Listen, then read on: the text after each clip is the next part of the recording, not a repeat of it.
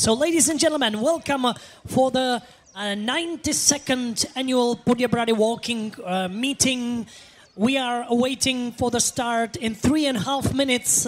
The top women for 20-kilometer race are going to start their fight for Paris and for medals in this gold level meeting here in Poděbrady. We have 5 women from the top 10 of the official world ranking here, so we are really waiting to see fantastic times and fantastic race. One of the best favorites is Antonella Palmisano, the Olympic champion from Tokyo or Sapporo, and bronze medalist from the World Championships. Já bych rád představil peruánskou chodkyni s číslem 269, dvojnásobnou mistryni světa z amerického Eugene na 20 i 35. Ladies and gentlemen, the double world champion Kimberly Garcia Leon from Peru. World Championships from Eugene, Katarzyna Zdziemblo, Poland, Polsko. A před pár měsíci zašla v Turecku čas hodina 30:07 Eliška Martinková, Česká republika. Závodníka nebo závodnici ze závodu se ještě představil a teď už půjdeme na start.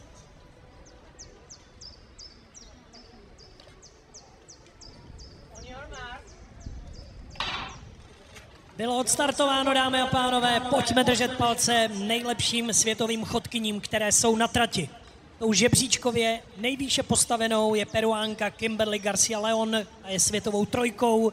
Pak je tam světová čtyřka Mexičanka Alegna Gonzálezová, která tady v Poděbradech byla druhá v roce 2019. Světová šestka Antonella Palmisano, o které už jsme mluvili. A světová sedmička, další Ekvádorka Glenda Morejonová, která byla v Poděbradech před 4 lety třetí.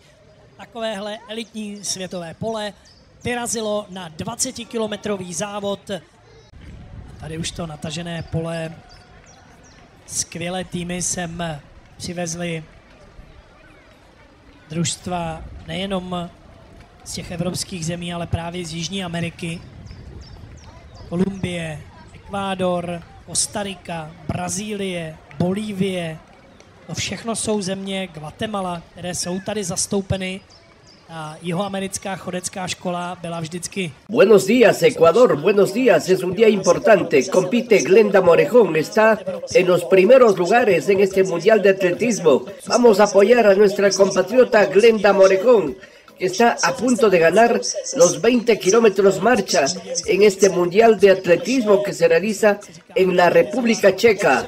Ahí va Glenda, camiseta rosada, el número 231. Primero Glenda Morejón. Sí, primero está Glenda Morejón. Ahí tenemos las clasificaciones. En primer lugar está Glenda Morejón en estos 20 kilómetros marcha en el Mundial de Atletismo que se realiza en República Checa. Todos con Glenda.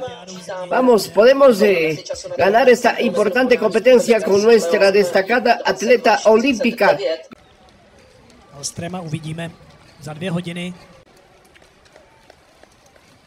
Tak je to stále umístění na začátku 4. desítky průběžného pořadí. Velmi rychle. Glenda Morejón, apoyemos a Glenda, estamos muy cerca de ganar esta competencia. Todo Ecuador alegre en este Mundial de Atletismo con esta actuación excelente. By měla dost sil, nepotřebovala se občerstvovat.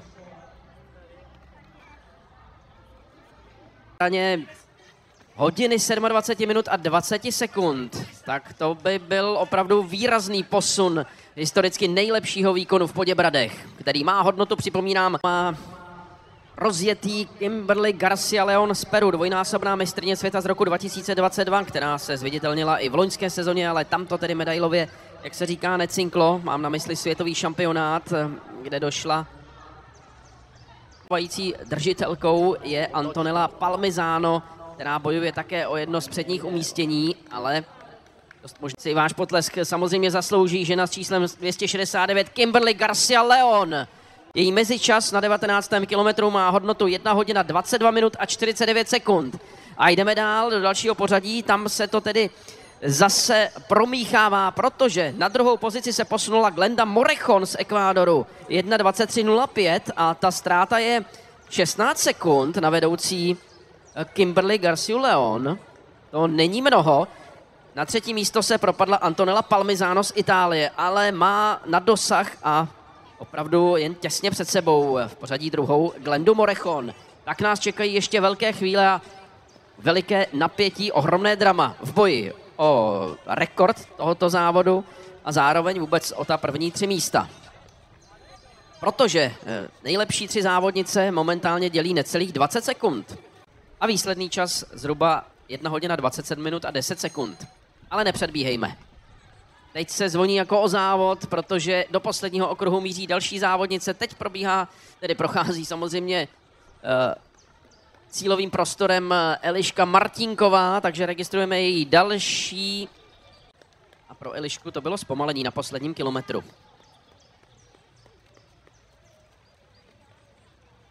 Na monitoru sledujeme to podstatné, co se děje na kolonádě. Palmisano je stále třetí. Za trojicí nejlepších, kterými jsou tedy Garcia León, Morejon a Palmisano, je na 4. místě dál Aleňa González z Mexika. A ten její odstup je 34 sekund, nebo byl právě na metě 19. kilometru. Zbývá opravdu už jenom pár, možná desítek metrů, něco kolem 200 metrů celkem do cíle pro Kimberly Garcia León a usiluje o nový traťový rekord tady v Poděbradech. Už zahnula z té hlavní silnice směrem na tu spojovací část a za chvilku ji máme v cílové rovince tak, aby zvedla ruce nad hlavou jako první peruánská vítězka v historii. Dámy a pánové, ladies and gentlemen, the winner of the Poděbrady 20-kilometer race, Kimberly Garcia León.